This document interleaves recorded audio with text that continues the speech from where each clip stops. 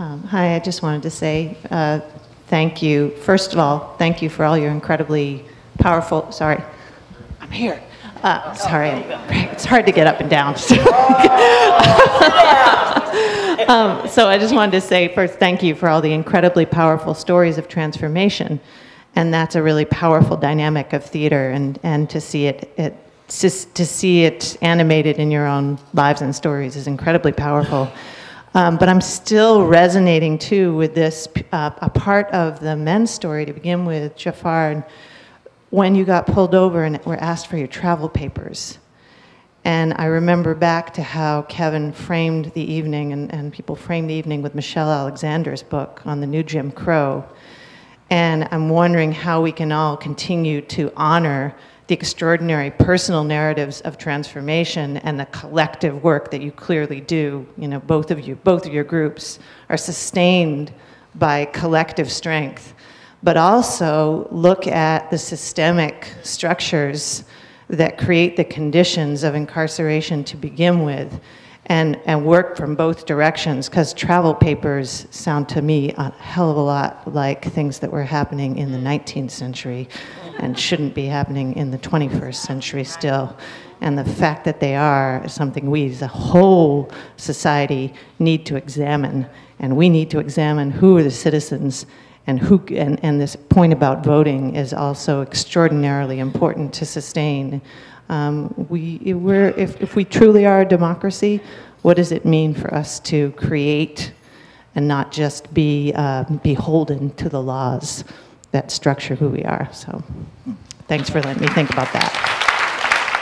My name is Kimberly Sonnen, and I'm the supervising producer of the film that was screened tonight.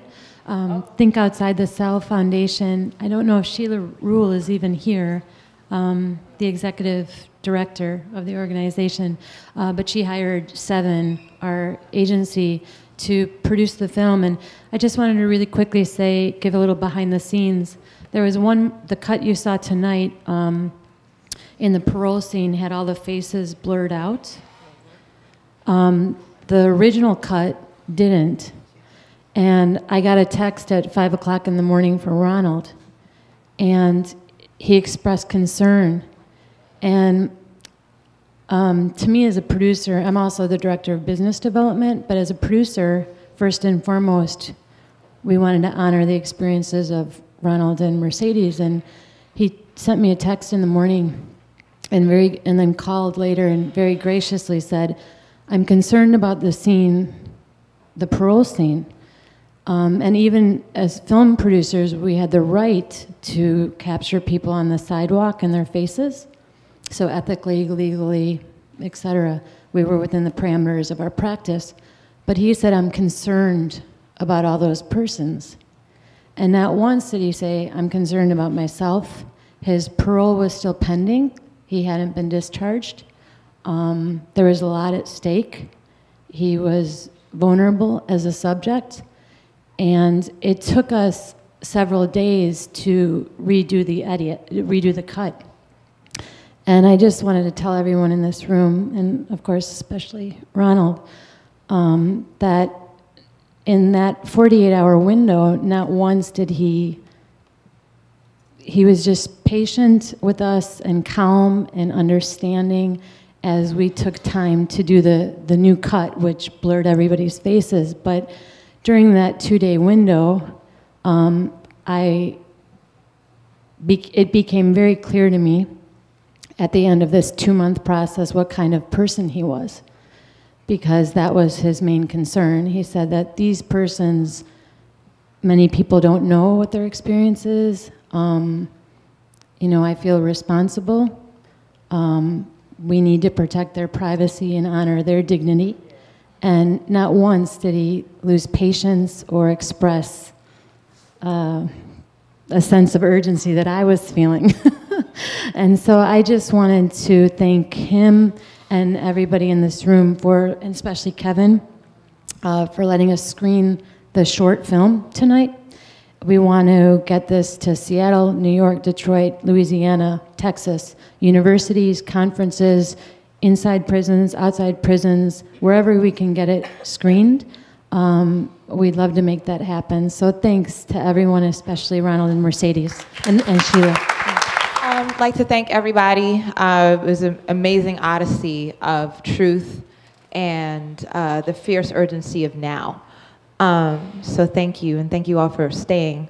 To answer the question about art and activism and policy, I, along with 3 other individuals, have curated a multimedia art festival or program that's going to be in the NYU Film School in 721 Broadway.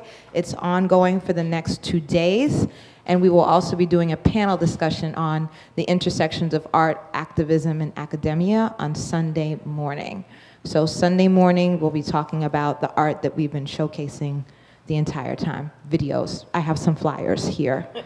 Yay. In terms of what I've seen, I have a few observations, unfortunately. 1, man just got shot, 22 years old, yesterday. He was in a car. He switched lanes in front of like an emergency NYPD vehicle, and the NYPD was like, "What you doing?"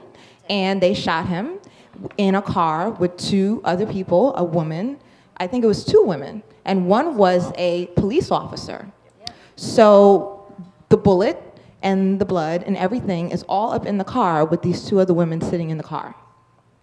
So like this to me is like so real. Like I get, you know, but this to me is like, I don't understand the purpose of voting if we are not telling our elected officials that this has got to stop. Like, I don't understand. Like, it's real. We have a black president, and we have black man after black man after black man shot, killed. They have a knife. They're mentally unstable. Shoot them in the middle of Times Square. It's like, I get it, and but I am to the point where I will leave this country because I don't recognize this as the United States of America anymore.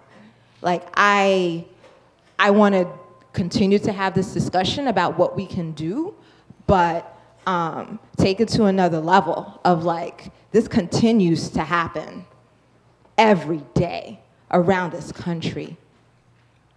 That's it. Thank you. Oh, I would like to thank Jafar and the young ladies that performed today, as well as myself. I actually had closure today because the scene we did in the improv was the scene how I got locked up. My daughter was 5 years old. When I came home from prison, she was like 18. So today was like my closure. And I want to thank Catherine Watkins for giving me a chance to be in the RTA when I was in prison. Because when everybody was running the yard, I thought about what I want to do in my life. So I knew that the improv would save me in the theater. I want to thank you for being leaders, for being conductors on the 21st Century Underground Railroad. The work that you're doing is necessary. I've been a long believer in the power of art as a vehicle for social justice. It's one of the reasons why I chose to attend the New School. I'm a student here, and I'm a writer. And I just want to let each of you know that I was so moved this evening that I'm going to do my best to make sure that the work that was done here tonight is covered in the school's literary journal. So thank you very much for your work.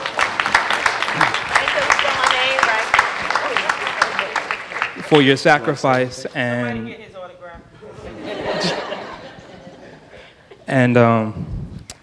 for not wavering, because I know it's not easy. So thank you.